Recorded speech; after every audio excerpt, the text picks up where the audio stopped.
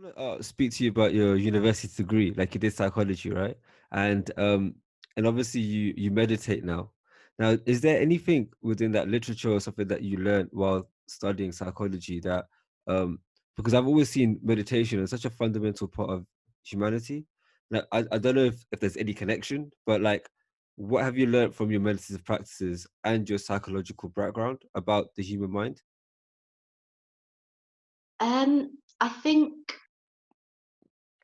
that the East and the West think about things very, very differently. So I think things are more free in the East. So in the West, I would say that people like to put labels on things. Like they Okay. like to label a diagnosis of, a mental health condition.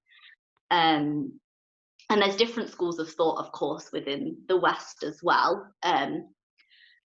Whereas in the East and philosophies, things aren't necessarily labeled as such. Whereas, so for example, you might be considered autistic in the West, whereas in the East, you might not be given that label. Or um, if you're born a certain way, then you might be considered a god. Like if you've got an extra leg or an arm Yeah. or something, and then people see you in a different way. I know that's not necessarily mental health, whereas in the West, I suppose they try and do a procedure so that you look quote unquote Mm, more normal. yeah. Um, so I think things are very different. I think now there's definitely a lot more research being done on the benefits of mindfulness, of meditation, of yoga, even of like, saying Om, for example, and Mm, mantra chanting and all of these things. I think they are looking now more to those Eastern practices.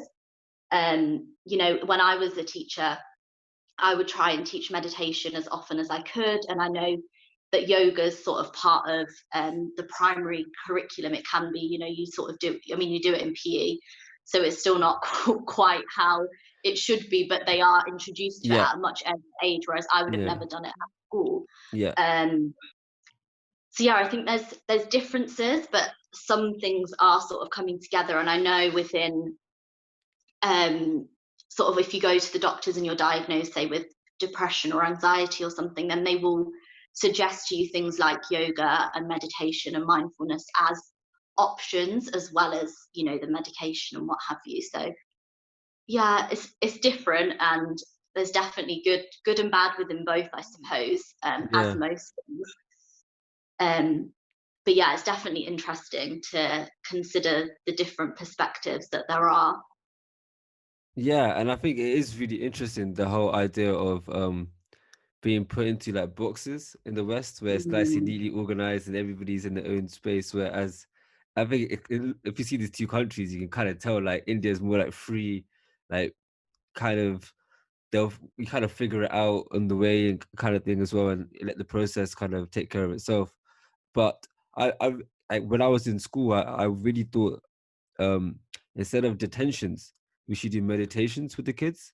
And I put that mm, forward as an idea. It didn't get quite far, but I've always thought that punishment doesn't seem to work for me. Like meditation is something that can really benefit the child in so many ways, especially at that age where yeah. I was even I remember there was like an exam, like a mock exam that I was doing with the year 10 children at the time. And a few of them were getting anxious because there was silence in the room. They were like, "Sir, can you please play some background music? Because I can't, I'm feeling anxious." And it really struck me that, wow, these kids can't even be silent anymore. And Mm, it like being silent is such a privilege, and there's so much joy in silence. And it just shows how active their minds are all the time, mm, always stimulated with their phones, with yeah, tablets, with TV. yeah, And I think it's so essential that we give kids the tools to have a happy life instead of just a accomplished life, right? absolutely, definitely. Like so I taught year 3, and I had a TA who was very spiritual, and she had singing bowls. So in the morning, after we'd done the register, before we did anything, we'd just do 2 or 3 minutes of her playing the singing bowls, and all the kids would sit in a circle. And I had some children, a few boys that were very, they really struggled with their emotions, to sort of handle their emotions. And within a minute, they could, you know, go from 0 to 100, start throwing chairs, tables, and whatever. And it calmed, I mean, I'm not saying it solved all their problems, but it really used to calm them down and really set them off in the best way for the day. And then throughout the day, sometimes they sort of learned that that helped them. So when they would feel that rising within them, they'd go up to the TA and say, can we just have like 5 minutes out the classroom with you to listen to it? And it would bring them back down again. And just something so simple as, you know, the sound of a singing bowl can help, you know, a 7 or 8 year old. So like you say, imagine if all children did it, it could, well, we'd live in a whole different world, I think, for Yeah, sure. 100%. And imagine like the child wanted to do it again because they know children want to be calm. Children want, like adults. We all want to be happy. We all want to be content. We all want to be peaceful. And a Mm. child is has just less ego. So they'll do anything to make them feel happy, and calm. Whereas when you get older, you think you know something, and that stops you from actually accessing the things that children are so much more freer to access, and they're much more willing. They're willing to take risks and do things, and they really do surprise you as people. I feel like they're much more adaptable than I think Mm. we give them credit for. And I think like over this coronavirus time as well, like we don't know how long it's going to last. It could be 6 months or another year of this. How important do you think it is for people to have their own practices to get through the next 6 months to a year? Yeah, I think it is so important. I think it's so vital to have that space to, I suppose, like explore yourself. Um, you know, pre-COVID, generally people were just so busy going from A to B to C that we didn't have time, and a lot of the issues, I suppose, that we had were just masked because we were so busy.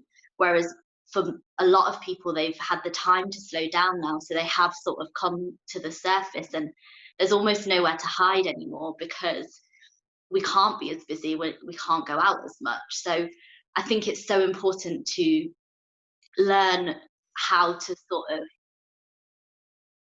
deal with those issues, whether it's getting, you know, professional help, going to a therapist or what have you, whether it's doing yoga, whether it's mindfulness, whether it's running, whether it's doing art, whatever it is. I think that it's so important to have like a practice, whether that is a spiritual practice or just a practice of calmness, within yourself. And I think that, again, another thing that sort of, I suppose, like our capitalistic culture encourages is to have like a side hustle. Everything you do has to be like for a reason, for money, for something. Whereas Mm, actually, it's okay to just paint because you want to paint. You don't have to be good at it, you know? It's okay to take even like a yoga class or a yoga training, for example, but then not be a yoga teacher, or to, you know, that sort of thing. It's okay to just do it for yourself. And I think often in like Western culture, that's seen as being very selfish. But actually, if you're doing something that's going to help you in a way that will make you a better person to everyone around you, then actually it's not a selfish act at all. You know, mm. and sometimes it's good to be selfish because actually it will make you more selfless. Yeah, well, that's the paradox, and I think Eastern philosophy is all about yourself. How can you improve as a person? Nothing to do with anyone external, nothing to do with no government, no politics, no economics, nothing. Because it's a distinction of what you can control and what you can't control. And what you can control is the person that's sitting here right now. That's the only thing you can ever control in your life. And I think that sadhana, which is your internal self practice, helps you become a sevak, which is your selflessness and being out and doing charitable work. Because without one, you don't get the other. And I think that is something that the East has spoken about again for thousands and thousands of years. And I, it seems time, in my opinion, that the West catch up a little bit because Mm. this new age that we're living in, we need this more than ever. And I think right now it's a lovely time for a little cultural reset, and we need more voices to speak authentically about yoga and meditation, and not people who are just in it for the stretching and for the side hustle. And it's so true. Like, if you put something on Instagram now, like, you better be trying to convert it into a flip, into a business, and have followers. And it's like even this podcast, like, honestly did it just because I wanted to have conversations with people, because I know the Mm. value of me. I will come away from this conversation having opened my mind or learned something, one more thing, and now I've grown as a person, and then that growth will then help my family around me because I'll be a little bit more open. So I think it is about the self, but in a positive way, and it's like this, as you said, being selfish to be more selfless.